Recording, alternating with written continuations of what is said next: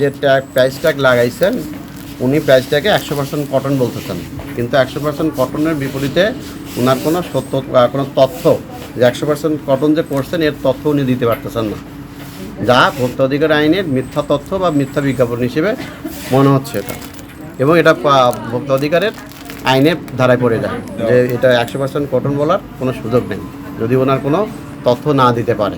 এটা ভোক্তা অধিকার বিরোধী, এটা প্রতিশ্রুত পণ্য বা মিথ্যা বিজ্ঞাপন ক্রেতাকে এক ধরনের প্রতারণার সামিল, এটা যা ভোক্তা অধিকার আইনের 44 এবং 45 ধারায় এটা অপরাধ।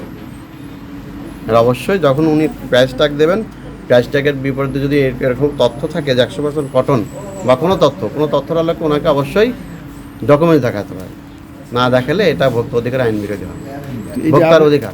আপনি তো এই যে জরিমানা করে গেলেন যে কিন্তু এই যে যা থাকলো এইভাবেই তো থাকবে, পাবলিক তো এইভাবে আবার প্রতারিত হবে, সেক্ষেত্রে আমরা কাস্টমারদের জন্য কি বলবেন? তুলে দিয়ে আপনাদের যে ট্যাগ আছে যেটা কটন ওইটা দিয়ে দিতে পারেন, ঠিক আছে?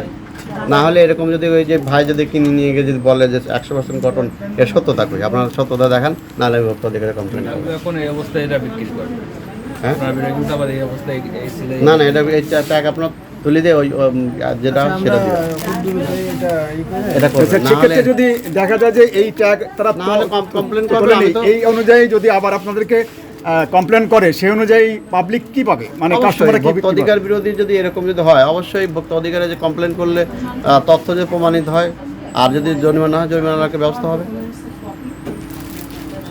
ভোক্তা অধিকার আইন বিরোধী যেটা হবে অবশ্যই হবে না কেন?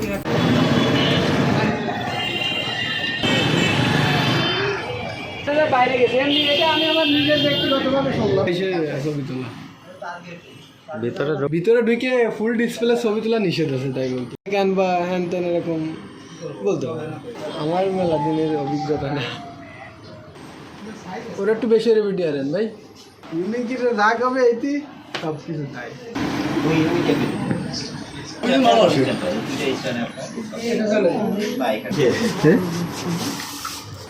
আমার তো জানো ভাই কাটে দেন না, ওদের লাগবে আদি দূরি কাটে ভাই কাটে দেন না, কোনো ইটি অকারণ টকারণ চলে ডাক দিবানি আইসে টেলিকাস্ট করে দেবেন, ঠিক আছে? আমার তো জানো কাটে দেন। ওই ভাই আসে না বসেন চাকরি করে যাই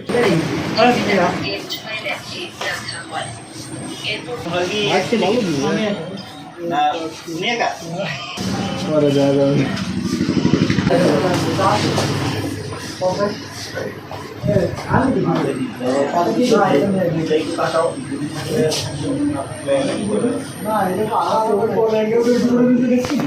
এই ভাই তো কাটিছে কাটা